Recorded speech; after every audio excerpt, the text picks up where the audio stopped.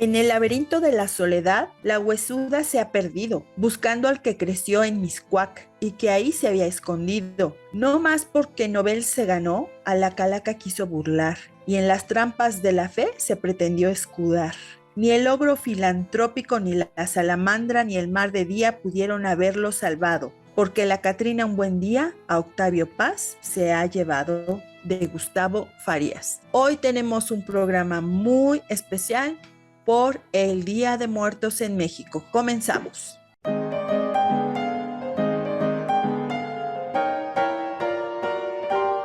Bienvenidos a Entre Libros, Mate y Café con Laura y Javier Estrada. Entre Libros, Mate y Café advierte que las opiniones vertidas en este podcast son de ávidos lectores a quienes les encanta opinar de lo que leen, porque la vida entre libros tiene más vidas.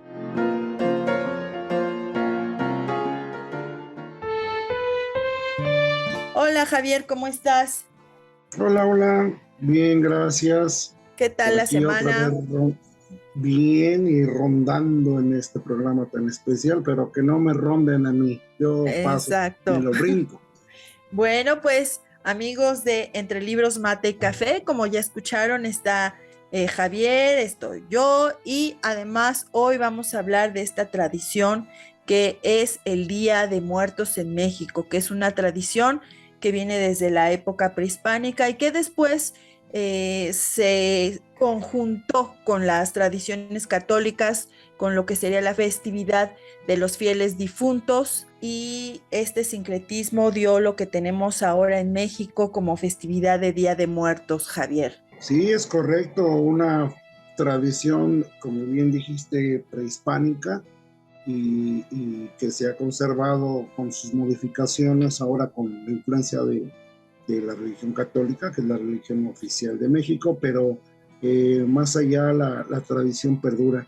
Vemos bien bonito cómo todo el mundo pone sus altares, le dedica sus comidas y bebidas a sus seres queridos con una fotografía, etcétera, ¿no? Es esa veneración a los seres queridos después de la muerte, diferente a otra celebración que es precisamente hoy, ¿no? Una celebración muy norteamericana, que es el Halloween, pero el contexto es diferente, ¿no? El contexto es que para el Día de Muertos es el recordar, el seguir manifestando ese cariño, ¿no? Tenemos las calaveritas, las hermosísimas litografías de José Guadalupe Posadas de la Catrina, ¿no? Es decir, el pueblo mexicano no le tiene miedo a la muerte, entiende que la muerte es un siguiente paso y finalmente como buen mexicano, pues se ríe de la muerte.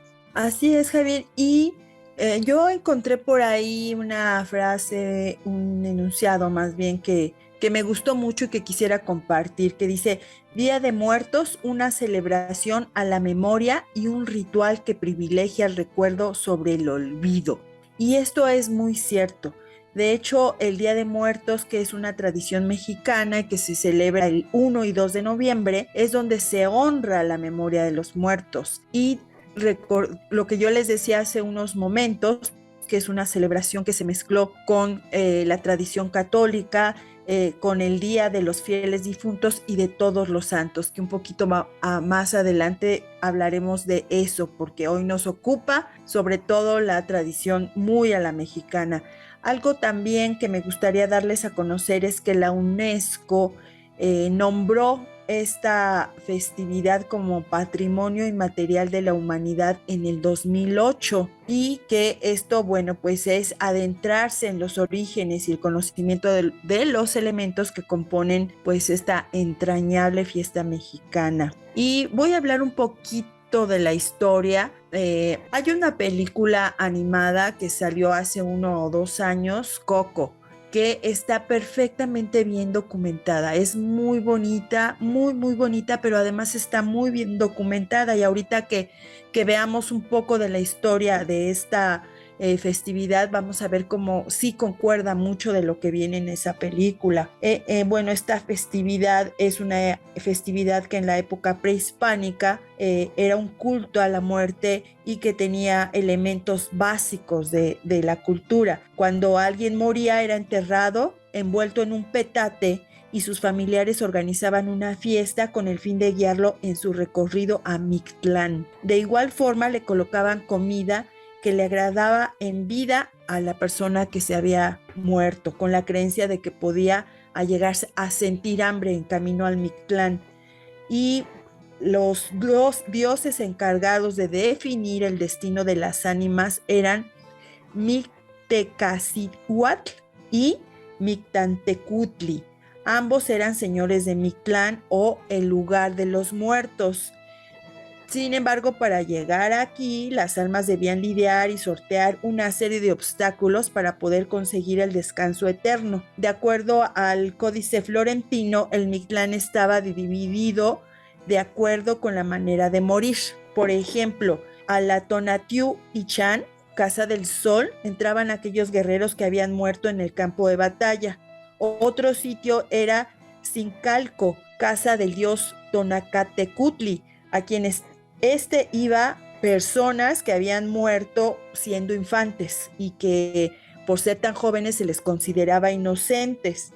Ahora bien, para que las almas iniciaran el trayecto, los vivos se encargaban de acompañarlos en la distancia por medio de un ritual. El deceso se anunciaba con gritos y llantos emitidos por las mujeres ancianas de la comunidad. Después se amortajaba al difunto junto con sus objetos personales y posteriormente el cuerpo era simbólicamente alimentado con los manjares más exquisitos. Después de 4 días el cuerpo era llevado a enterrar o cremar. A partir de ese momento el alma emprendía el difícil trayecto.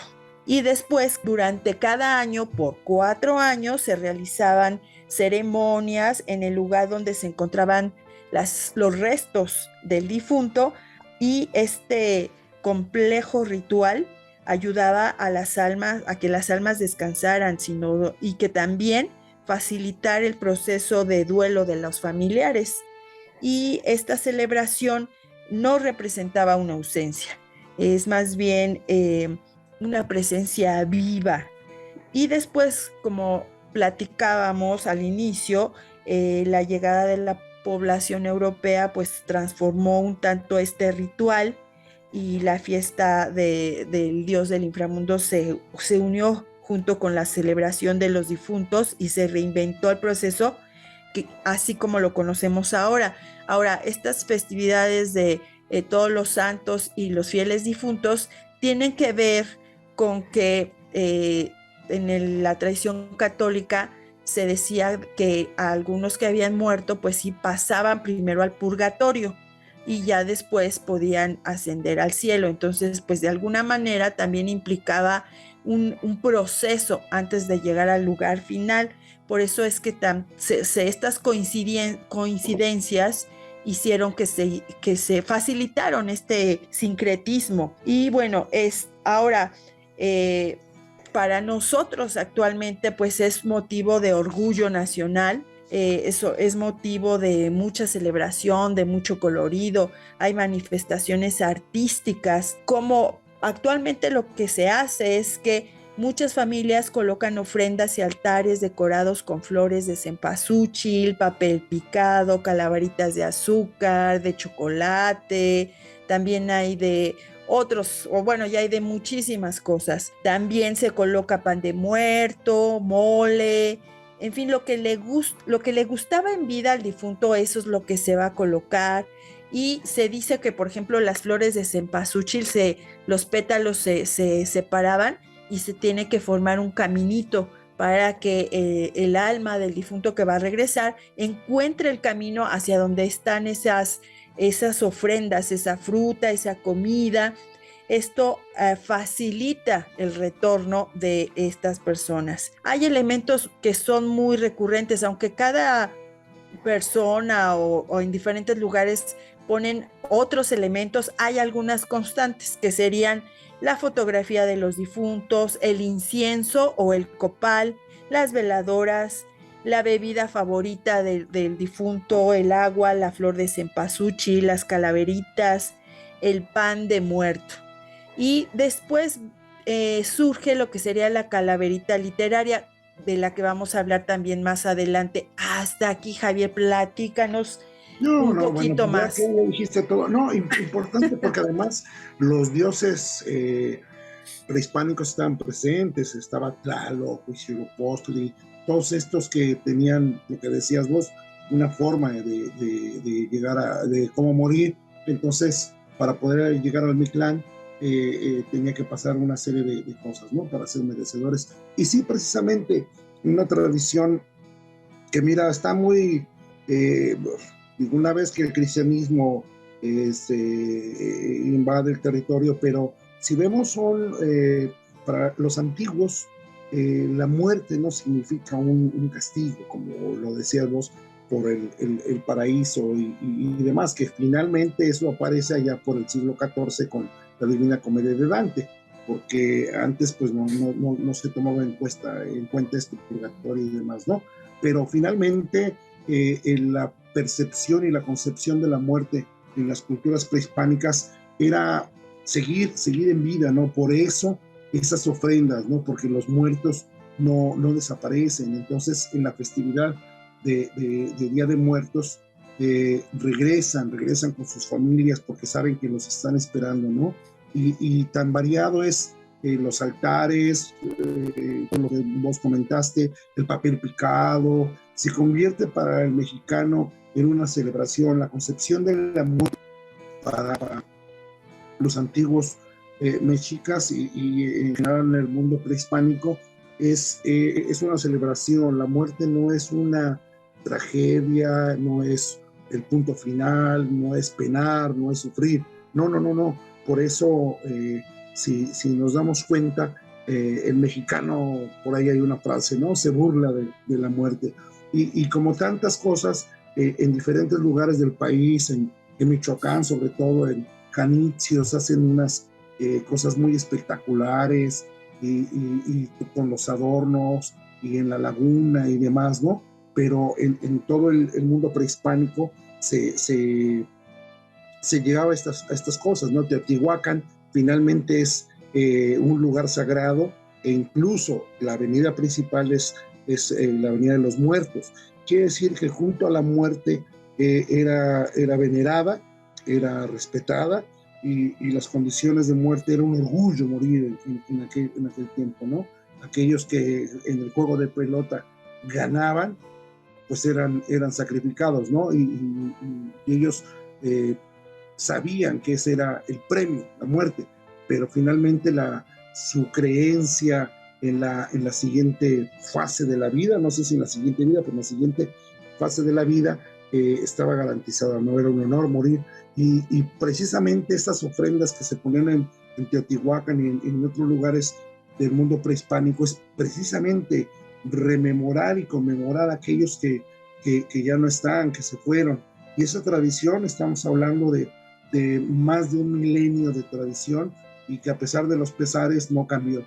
Digo, hay una cierta modificación e influencia del mundo cristiano, porque, bueno, finalmente después de la aparición de la Virgen, etcétera, etcétera, pues bueno, era una forma en que el cristianismo tenía que someter al mundo indígena. Pero bueno, se vale. Lo importante es que no se deja de perder esta tradición, ¿no? Y esta alegría, porque se conmemora y lo que decías, tan sabrosas las calaveritas de chocolate, de azúcar, y esa forma en expresar que la muerte ahí está.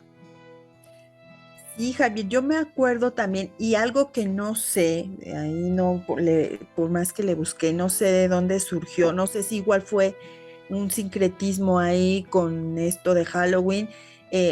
Antes se tenía la costumbre, bueno, todavía se tiene la costumbre de que los niños salgan a pedir calaverita. Y yo me acuerdo que cuando éramos pequeños hacíamos con los envases de leche de Tetra Pak, ahí se hacía como una figurita con ojitos y todo, y motías una vela y andabas por las calles y le pedías a la gente una calaverita. A veces te daban dulces, a veces te daban dinero, pero salíamos todos los grupos de niños a pedir la famosa calaverita, Javier. Sí, sí, como no, y era bien padre porque salías vestido de esqueleto y cosas así, ¿no? De la Llorona, o sea, de personajes del mundo prehispánico o más bien de la cultura mexicana. Hoy está muy permeado porque es muy divertido la cosa esto del Halloween, de la calabaza y demás, ¿no? Pero finalmente nosotros llegamos primero en Halloween, entonces el mérito es para nosotros, ¿no? Así es que, y toda esta tradición ha sido bien plasmada. Tú mencionas hace ratito aquella serie, esa película animada de Coco, que está muy bien, está muy, qué bonito que el mundo de las grandes cinematográficas hace una película de esto, ¿no? Y no es la única, ¿no? Desde algunos grandes novelistas, Malcolm Lowry en Bajo el Volcán, se significa en México, aquella hermosísima película de López Tarso de Macario, en fin, ¿no? Ya enarbolado todo esta forma en que el pueblo mexicano vive, ¿no? Y no solamente en México, en todo buena parte del continente, Bolivia, etcétera, con sus formas muy establecidas, pero finalmente nos damos cuenta de que la muerte en el continente, en América Latina, tiene un significado diferente, ¿no?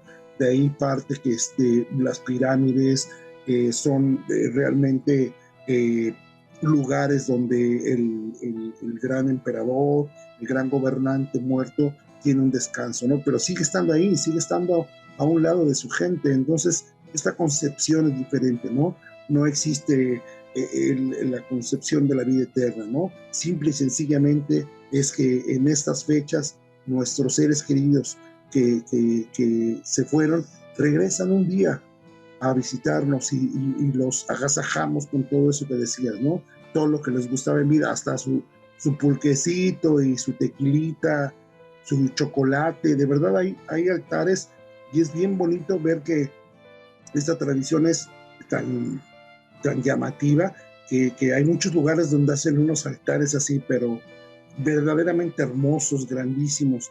Y eso habla de que el concepto de muerte y el Día de Muertos para mucha gente, porque hay que invertir una lana, hay altares que de verdad son, tú si sacaras cuentas, hay mucho dinero invertido ahí, pero no importa, lo que importa en este caso es agasajar a nuestros difuntos. Sí, ahora que mencionabas algunas películas, también se ha empezado a hacer tradición que en estos días, en la televisión mexicana y en las plataformas que hay ahora digitales, empiezan a pasar películas. Yo me acuerdo muchísimo de unas muy antiguas que, por ejemplo, El Libro de Piedra, pasan esta de Macario que tú mencionabas, Esta noche hasta el viento tiene miedo, esas películas mexicanas ay, bueno, y por supuesto que nunca puede faltar la de la leyenda de la Llorona, que hoy, bueno, es así que da miedo. Y yo me acuerdo igual cuando era pequeña que veíamos esas películas y pasan años y años y aunque las vuelvo a ver una y otra vez, todavía causan un efecto de temor en mí, pero bueno, también se ha vuelto una tradición, pero en realidad, a pesar de que, bueno, el cine te trata de llevarte hacia el género del terror, pero esta es una festividad que está llena también de cultura. Después también surgió esto de los alebrijes, que hoy se ha incorporado también a lo que es las festividades y las manifestaciones culturales del Día de Muertos, y que los alebrijes, bueno, ya incluso han recorrido el mundo. Javier, ¿le podrías platicar a la gente que nos escucha más o menos qué son los Los alebrijes alebrijes? son estas formas animales que divertidas, más casi hechas más bien para niños, que son juguetes, que son representaciones de cada cultura. Cada alebrije es como una manifestación de cada región del país. Es muy famoso los alebrijes en Oaxaca, donde el mundo prehispánico, que es muy importante para las culturas establecidas en México específicamente, cultura zapoteca, la cultura mixteca, etcétera, ¿no? Este tipo de arte es tan pintoresco, tan folclórico, pero además define perfectamente el mundo indígena. En el mundo actual define el mundo indígena, define el mundo de las zonas donde el culto a la vida y a la muerte se vuelve una diversión y se vuelve un entretenimiento. Y esto es bien, bien bonito porque hoy cada vez seguimos viendo a que las nuevas generaciones, los niños, siguen haciendo esto, pidiendo la calaverita, disfrazando de... Claro que ya ahora esta cosa a lo mejor termina en una fiesta y etcétera, ¿no? Pero de eso se trata. La concepción de la vida en el mundo prehispánico es una fiesta, la muerte es una fiesta. Y si algo tiene América Latina en general es que no le tememos a la muerte, luchamos por la vida para llegar a una muerte digna. Así es, y fíjate que también surgió después entre estas manifestaciones artísticas, pues algo que no podía faltar en la literatura, Javier, que son las calaveritas literarias. Y bueno, ¿esto qué son? Las calaveritas literarias, escuchamos una al comienzo de este episodio y son escritos en verso que como diría el caricaturista Rius, es un epitafio, epigrama lacónico y que, bueno, se comenzaron a escribir durante el siglo XIX, se volvieron muy populares en el siglo XX. Estas son hechas con el fin de hablar sobre la muerte, pero con un sentido del humor. Usualmente las dedicamos a personas ligadas o allegadas a nosotros o también a gente famosa, políticos, artistas, que se utilizan también con temáticas sociales, históricas. Hay una que es muy, muy famosa, la de José Guadalupe Posada, que le escribió a Madero y dice algo así como: no corras tanto, Madero, detén un poco tu trote, porque con ese galope te volviste naranguero. Ya no corras, gente, acorta ya tu carrera, que te gritará la gente. Ah, qué horrible, Calavera. Madero, en esta ocasión es mucho lo que has corrido, perdiste ya la razón y en la muerte te has convertido. Ahora tu filiación la tiene el nuevo partido, tu calavera te han metido al horno de cremación. ¿Qué te parece, Javier? No, no, excelente. Y esta cosa de las calaveritas es fantástica, ¿no? Y como vos decís, es correcto, son como pequeños epitafios, ¿no? Como aquellos que hay una lápida ahí que dice el epitafio: muchachos, les dije que me sentía mal. Y pues bueno, sí se sentía mal. Ese es el punto, ¿no? Sí. Es es la ironía de percibir, ¿no? La muerte de quien ve estas calabritas, estos epitafios, pues bueno, saben que ahí había alguien que finalmente tiene sentido del humor, ¿no? Y como eso, digo, no hay que olvidar las calabritas políticas y esas cosas más ahorita con nuestro sagradísimo presidente, que bueno, no se ha llevado yo creo que la gloria de las calabritas, ¿no? Pero así es que en la muerte el pueblo mexicano encuentra humor. Es decir, no le tememos a la muerte, a veces le tememos más a la vida, pero hay que echarle para adelante, ¿no? Pero, y además la muerte es lo único que garantizado para todas las personas de cualquier país, en cualquier estrato social, de raza o cultura, eso está segurito. ¿Cómo? Esa es la diferencia, ¿no? Muchos de los pueblos, digo, hablemos algo tan diferente como el pueblo judío, en los antiguos griegos, las piras donde quemaban a sus muertos, los romanos, etcétera. Para nosotros era diferente, es un culto que nos llena, que nos hace, que nos divierte, que nos hace un día y que tan importante es que se convierte en una festividad nacional y esto tiene mucho peso y mucho valor. Sí, bueno, se dice, por ejemplo, que el día 1 de noviembre vienen las almas de los difuntos que eran niños, que murieron siendo niños, y ya el día 2 de noviembre los adultos. Y también, bueno, pues a mí me gustaría hablar un poco de los antecedentes de las calaveritas literarias. Eh, la idea de las calaveritas literarias surgió en el siglo XIX y al inicio se llamaban panteones, pero existen algunas fuentes que indican que su origen empezó en la época colonial del siglo XVIII. Se dice que las calaveritas literarias se inventaron cuando los criollos descontentos escribían pasquines. Estos son escritos anónimos de contenido satírico en forma de epitafio, un texto que honra a un difunto y dando a conocer su inconformidad con el gobierno y las autoridades locales. Y desde luego fueron prohibidas durante muchos años, pero lograron sobrevivir. Y estas calaveritas hacen alusión a las características de la persona y le dedicamos, pues como son prácticamente son poemas y que hacen referencia a la profesión, al físico, a los gustos, a los intereses y pues claro, al ser una cuestión literaria también hay ciertas reglas parecen reglas muy sencillas, pero a la hora que uno quiere hacer una calaverita cuesta trabajo.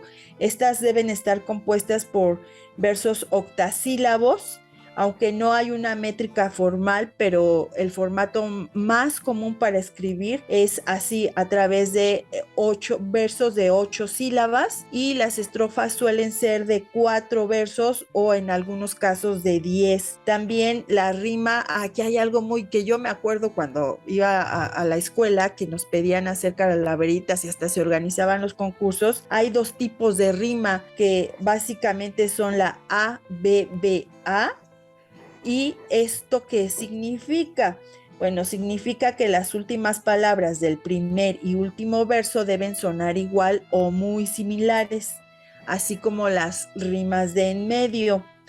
Y hay otra que es la de A, B, A, B, que esto es el primer y el tercer verso deben rimar, al igual que el segundo y el cuarto. Indispensable, por supuesto, es la mención de la muerte, es hablar de cómo y por qué la muerte se llevó a una persona. Esto pues desde luego que es indispensable.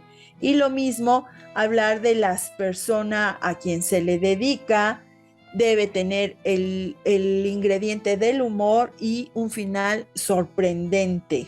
Sí, sí, sí, y bien decías, en realidad son rimas y toda esta complejidad que parece muy simple, pero hay que tener un poquito de imaginación para hacerlo. Es decir, hay una rima muy bien estructurada.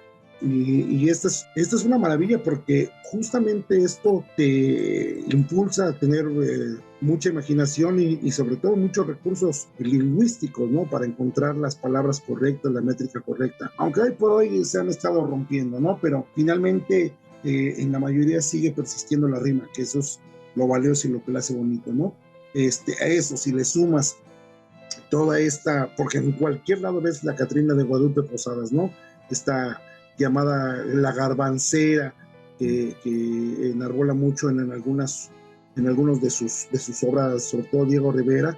Esta es una cosa muy bonita, ¿no? ¿Quién iba a pensar que el zacatecano José Guadalupe Posadas, con sus litografías, iba a perdurar por toda la vida en México? Esta Catrina, esta muerte, esta huesuda, que no pierde el estilo, ¿no? Siempre con su sombrero, bien arreglada, es decir, ni la muerte le hace perder el estilo. Sí, refleja un estilo, refleja una elegancia y ahora también ya se acostumbran los desfiles de Catrinas y uno puede ver a las personas arregladas de una manera que son muy ingeniosas. Yo creo que definitivamente también esta festividad está llena del ingenio del mexicano, porque se ve reflejado en todo, desde cómo montar las ofrendas, las calaveritas literarias, los desfiles, la ropa, las manifestaciones culturales. Realmente el pueblo mexicano, la cultura mexicana, tiene como que una explosión en estas festividades. Todas las áreas de la cultura del pueblo mexicano explotan en sus manifestaciones. Y bueno, yo quiero leer una porque pues como se habrán dado cuenta las personas que nos siguen, mi escritor favorito es Mario Benedetti y yo encontré esta por ahí que dice así: de tanta libertad gozaba el viejo Martín Santomé, la flaca la envidiaba tanto hasta más no poder, mas un trato ella le ofreció a cambio de ver a su amor, un día libre de su faena y él volvería con Avellaneda. Mas la muerte no contaba con que San Tomé nunca existió, y de tanta tristeza que le causaba, a su casa, a Benedetti, se llevó. Oye, estuvo muy bien, ¿eh? Muy bien, muy bien. Así es. Y bueno, ahí les doy el dato que esta tiene el tipo de rima A, B, A, B.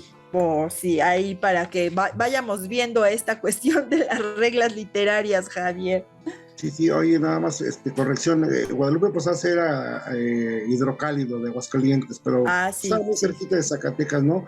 Y igual yo creo que es uno de los grandes próceres de Aguascalientes junto con el maestro Ahmed Ponce, y Claro. qué bueno, ¿no? Aguascalientes se debe sentirse muy orgulloso de tener uno de los grandes, grandes personajes de este país.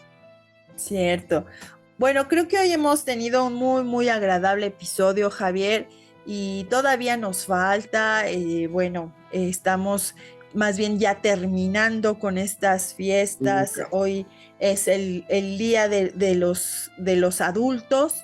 Hoy todavía vamos a tener esos aromas de copal, de incienso, de comida, de cera, de veladora. Hoy es un día todavía muy, muy importante y bueno, pues pásenlo con su familia, disfruten las tradiciones, salgan, vean las manifestaciones culturales que normalmente se dejan casi todo el mes para que lo puedan ver casi en todo el país.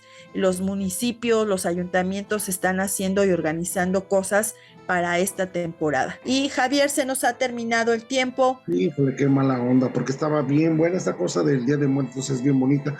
Y bueno, pues que toda la gente lo disfrute, de verdad es una tradición, no hay que dejarlo morir, es muy bonita. Y además se ven bien bonitas las cascas, papel picado, sus calaveras y bla, bla, bla. Así es. Bueno, pues amigos, les recordamos que estamos en redes sociales.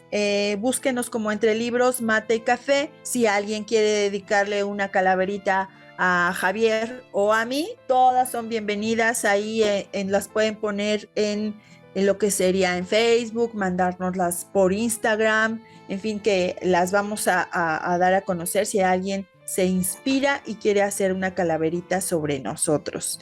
Y bueno, pues nos escuchamos la siguiente semana y recuerden que la vida entre libros tiene más vidas.